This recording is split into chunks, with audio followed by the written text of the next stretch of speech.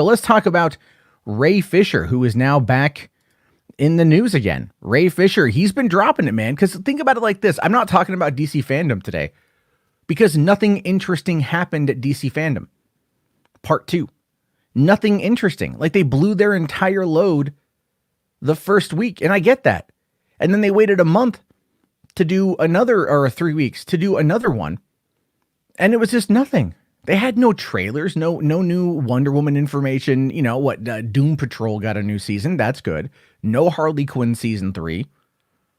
And no one I could my timeline was barren.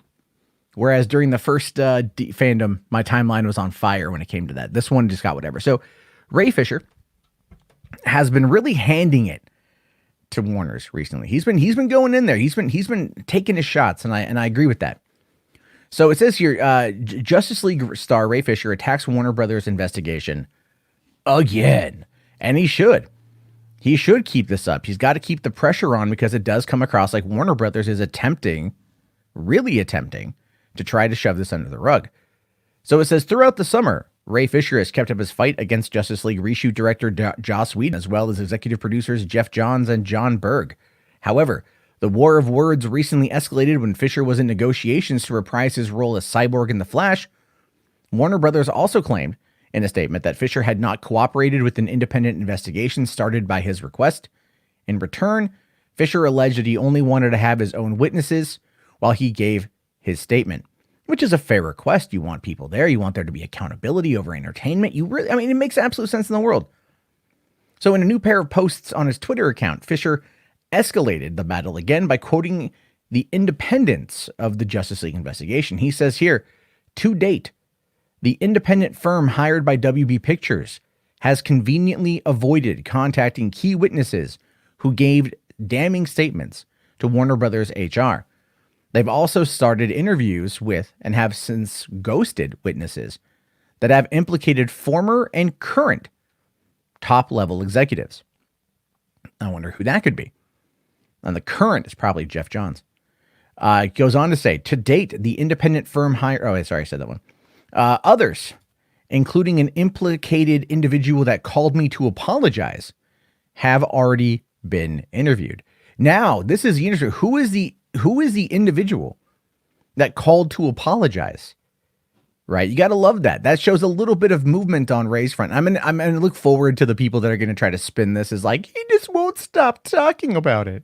He just won't stop crying about it. No, if someone has called him and it's a person who's been implicated, which is again, a higher level person at Warner Brothers at Warner Brothers, if they're calling him to go like, my bad, Ray. Like that's movement. That's movement. That's vindication. That's absolute vindication of his claims. It's absolute vindication of what he's trying to do.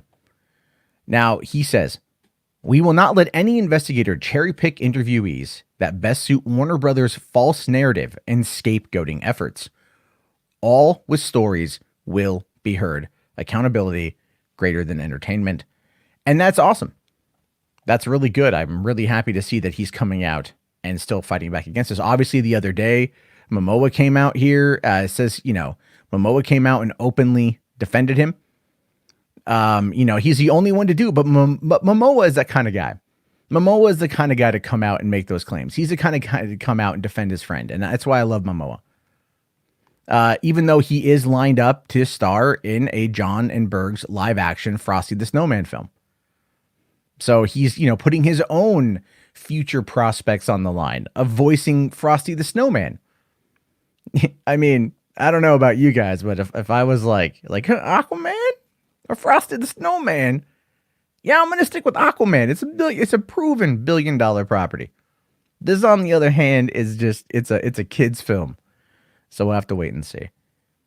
But I really do feel that Ray is onto something here. I really feel that Ray ultimately is onto the idea of what needs to be done. Ray is coming at this and he is saying, no, I'm not going to back down. No, I'm not going to stop. No, you guys are going to eventually bend your knee to me over this. And I will leverage my social media presence and I'll leverage the media against you. And that's exactly what he's doing. He's leveraging the media. He comes out with 1 to 2 tweets. What happens? Everyone runs with it. Heroic Hollywood, this is superhero hype, Variety, Deadline, I mean, Hollywood Reporter, they all run with it.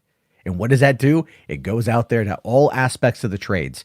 And if Deadline, Hollywood Reporter, and Variety run it, what does that mean? Oh yeah, there's some legitimacy because they are considered the most legitimate of the three trades that are out there. They are the top three. So if they're talking about it, it airs a bit of legitimacy, and Warner's needs to win this in the battle of PR in order to save whatever face that they can. And we can tell that when it comes to this whole situation, that Ray isn't letting up, and that Warner's, to some extent, is probably running a little bit scared. Hamada will probably, call back and work a deal. And I think really just what Ray wants, from my gathering, is just he wants an apology. Because he hasn't made any other demands. He just says accountability over entertainment. So he probably just wants an apology and for the company to do better. Oh my God, accountability. How is that a controversial topic? How is that a controversial standpoint? But of course, people out there are going to try. They're going to try. They're going to make it in front of the cameras and the microphones. They're going to say it like Diva Fisher. No, he's not a diva. He's an actor with a mission. He's an actor that's using his power to be an activist for something that is going to impact his industry. He's not like using his platform to like push for a political candidate. I mean, I don't know who he supports, but he's not doing that. It doesn't come across as baseless activism, right? Or paid activism, because a lot of these celebrities get paid a lot of money to do these kind of commercials, to be the spokesperson for these causes or whatever. They make a lot of money doing it.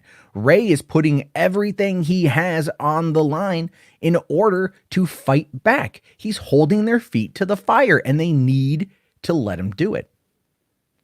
We need to let him do it. We need to support him in this. And they need to listen. And I really wonder what's going to be happening right now with all this stuff. I really wonder how things are going to go when it comes to everything. I really wonder where exactly we're going to find ourselves in a few weeks, now that there's no DC fandom. Okay, there's no DC fandom. There's no more big events that are going to be coming in regards to this. There's no more big Warner Brothers planned situations. There's nothing really until December, when Wonder Woman might come out, which means that when it comes to DC content, when it comes to DC news, it's going to be relatively scarce. I mean, Doom Patrol Season 3, not going to DC Universe. It's going only to HBO Max, which means that DC Universe is dead. We already know that. So it's losing its stuff. And they're probably, not wanting there to be negative press after negative press after negative press. But the way I see it, the way I look at it, is that we need to continuously hold the feet to the fire. And if we don't, then we're in a situation where we're quite literally no better than anyone who's ever been. We can't. Okay, the way I view it is this. He's got his receipts. He's doing everything he can. If we don't support him, then what the hell are we here for? If you want actual change in Hollywood, if you want there to actually be accountability greater than just stop rebooting everything under the sun, if you care about the industry, then supporting Ray and supporting people like John Boyega and what he was talking about in regards to Disney Star Wars and how they mishandled the representation of people of color in the sequel trilogy and everything else, then there's something we should hold them accountable for. You can't have your cake and eat it too in these scenarios. So yeah, I stand with Ray Fisher. I stand with John Boyega, and I want to see there be systematic, fundamental change in the industry, because right now, given COVID, we are in this state of transition. We are in this state of change that is giving us this massive paradigm shift, and these studios are going to have to adapt, and social media is not going anywhere, and these actors have voices. And if one actor stands up and he punches the bully back down, how many others are going to do the same thing?